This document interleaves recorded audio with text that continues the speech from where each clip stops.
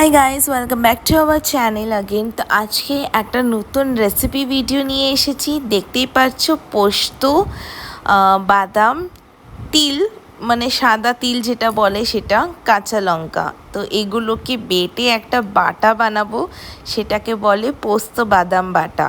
তো পোস্ত বাদাম বাটা বানানো খুবই সহজ, বাস এই কটা ইনগ্রিডিয়েন্টস লাগবে। আর এটাকে ভালো করে শিলনোড়াতে বেটে নেব। যত মিহি করে বাটবে আপনারা, তত কিন্তু স্বাদের ডবল হয়ে যাবে। গরম গরম ভাত দিয়ে এই বাটাটা খেতে এত মজাদার লাগে, কে আপনাকে বলে বোঝাতে পারবো না। তো এই বাটাটা নিশ্চয়ই ঘরে ট্রাই করবেন, গরম গরম ভাতের সঙ্গে খাবেন, দেখবেন হেভি টেস্ট লাগবে। বাদামকে ভাজার কোনো দরকার নেই, ডাইরেক্ট আপনারা বেটে নিতে পারেন কিছুটা এভাবে।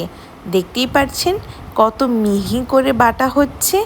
আর যদি কাঁচা লঙ্কা আর একটু লাগে, তা আপনারা চাইলে কাঁচা লঙ্কা অ্যাড করে দিতে পারেন। আমি এখানে একটা দুটো কাঁচা লঙ্কা অ্যাড করেছি, কেন কি মনে হলো একটু টেস্ট করে কে ঝালটা একটু কম আছে, তাই আমি মাঝখানে দুটো কাঁচা লঙ্কা অ্যাড করেছি।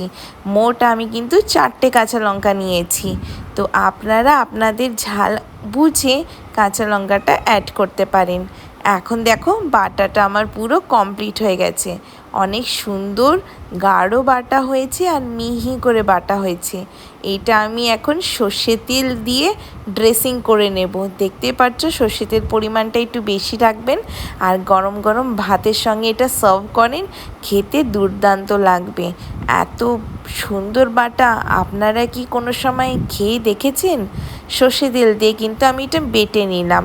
আর এটাকে পুরো মেখে আমি একটা পাত্রতে তুলে নেব। তার উপরেও আমি একটুখানি সর্ষের তেল দিয়ে রাখবো, যাতে যখন গরম ভাতের সঙ্গে খাবো এই বাটাটা, তখন খেতে কিন্তু হেভি মজাদার লাগে। আপনারা কিন্তু এটা অবশ্যই ট্রাই করবে, অনেক সহজ, টেস্ট।